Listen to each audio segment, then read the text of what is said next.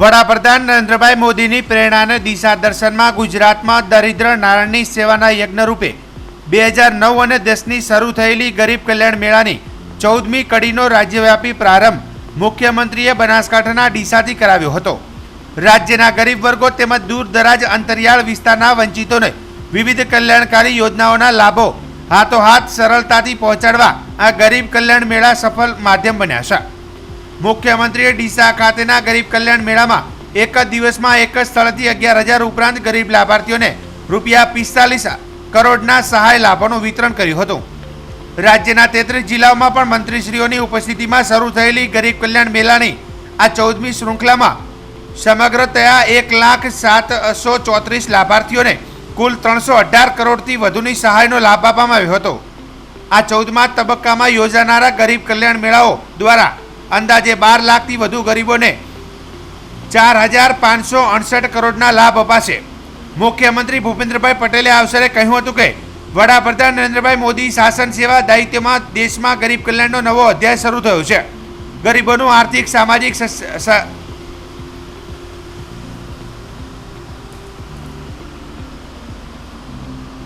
સશક્તિકરણ કેવી રીતે થઈ શકે તેનું ઉત્તમ ઉદાહરણ તેમણે દેશ અને દુનિયાને પૂરું પાડ્યું છે। મુખ્યમંત્રીએ જણાવ્યું હતું કે પ્રધાનમંત્રી વિશ્વકર્મા યોજના, સ્વનિધિ યોજના, જનધન યોજના જેવી યોજનાઓથી ગરીબોનું આર્થિક સશક્તિકરણ થયું છે। એટલું જ નહીં, પ્રધાનમંત્રી ગરીબ કલ્યાણ અન્ન યોજના, આયુષ્માન ભારત PMJY, પ્રધાનમંત્રી આવાસ યોજના જેવી યોજનાઓ વંચિતો ગરીબોના સામાજિક સશક્તિકરણ માટે ઉપયોગી બની છે। વડાપ્રધાન જ્ઞાન એટલે ગરીબ, યુવા, અન્નદાતા અને નારી શક્તિ એમ 4 સ્તંભોએ વિકસિત ભારતના નિર્માણ માટે મહત્વપૂર્ણ ગણાવે છે। તેની ભૂમિકા મુખ્યમંત્રીએ આપી હતી। આ સંદર્ભમાં તેમણે ઉમેર્યું હતું કે નાનામાં નાનો માનવી ગરીબ વંચિતના કલ્યાણને કેન્દ્રમાં રાખીને સરકારની યોજનાઓ બને છે અને તેનું સુચારુ અમલીકરણ પણ થાય છે। મુખ્યમંત્રી ભૂપેન્દ્ર પટેલે જણાવ્યું હતું કે વડાપ્રધાન ગરીબો માટેના સમર્પણ અને તેમના કલ્યાણ સાથે સશક્તિકરણનો પ્રત્યક્ષ અનુભવ ગુજરાતના લાખો ગરીબોને ગરીબ કલ્યાણ મેળાથી થયો છે। સરકાર સામે ચાલીને ગરીબલક્ષી યોજનાઓને મળવાપાત્ર લાભ ગરીબ લાભાર્થીઓને હાથોહાથ આવા ગરીબ કલ્યાણ મેળાથી પહોંચાડ્યા છે। તેમણે ગરીબ કલ્યાણ મેળામાં સહાય સાધન મેળવનારા સૌ સહાયથી આત્મનિર્ભર બનશે તેવો વિશ્વાસ વ્યક્ત કર્યો હતો। વડાપ્રધાને યોજનાઓના સેચ્યુરેશન એપ્રોચ અપનાવી જરૂરતમંદ ગરીબ લાભાર્થીઓને 100% યોજનાથી લાભોથી આવરી લેવાના આપેલા વિચારને ગરીબ કલ્યાણ મેળામાં સાકાર કરશે તેમ મુખ્યમંત્રીએ ઉમેર્યું હતું। તેમણે કહ્યું હતું કે 20 જેટલા વિવિધ સરકારી વિભાગોની કલ્યાણકારી યોજનાઓના લાભ એક જ સ્થળે અને સંપૂર્ણ પારદર્શિતાથી ગરીબ લાભાર્થીઓને પહોંચાડીને સરકાર ગરીબોના સશક્તિકરણ માટે તેમની પડખે ઊભી રહી છે।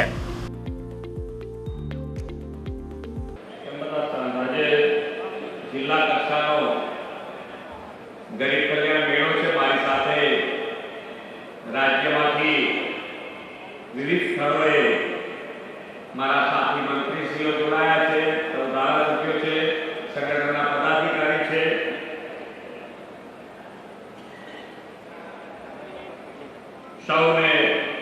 એમને સૌને પણ મારા નમસ્કાર।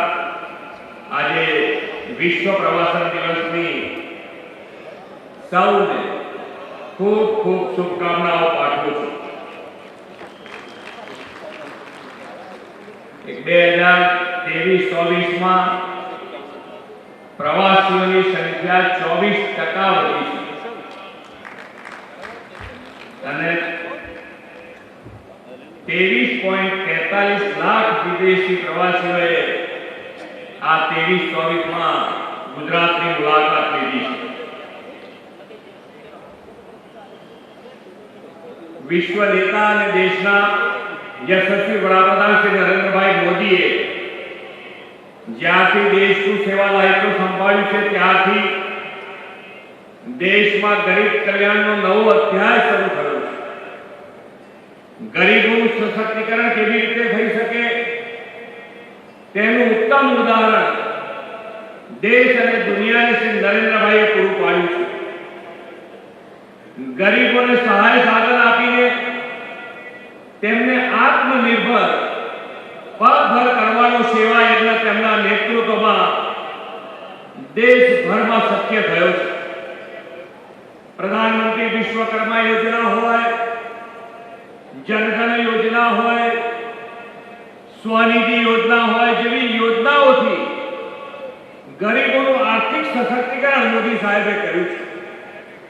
એટલું જ નહીં, પ્રધાનમંત્રી ગરીબ કલ્યાણ અન્ન યોજના, આયુષ્યમાન ભારત યોજના, પ્રધાનમંત્રી આવાસ યોજના, આ બધી જ યોજનાઓના લાભથી પહોંચાડીને સામાજિક સુરક્ષા પણ માન્ય વડાપ્રધાનશ્રીએ અહીંયા આપી છે. આવાસ, આરોગ્ય, અન્ન અને આવક, આ ચાર સ્તંભ પર ગરીબોના ઉત્થાનની ઇમારત રચી છે, જેના પરિણામે દેશમાં 25 કરોડ લોકો ગરીબીમાંથી બહાર આવ્યા છે. માન્ય વડાપ્રધાન શ્રી હર હંમેશ નાનામાં નાનો માણસ, છેવાડાનો માણસ મુખ્ય પ્રવાહમાં કેવી રીતે આવે એના માટે હર હંમેશ એમણે પ્રયત્ન કર્યો છે.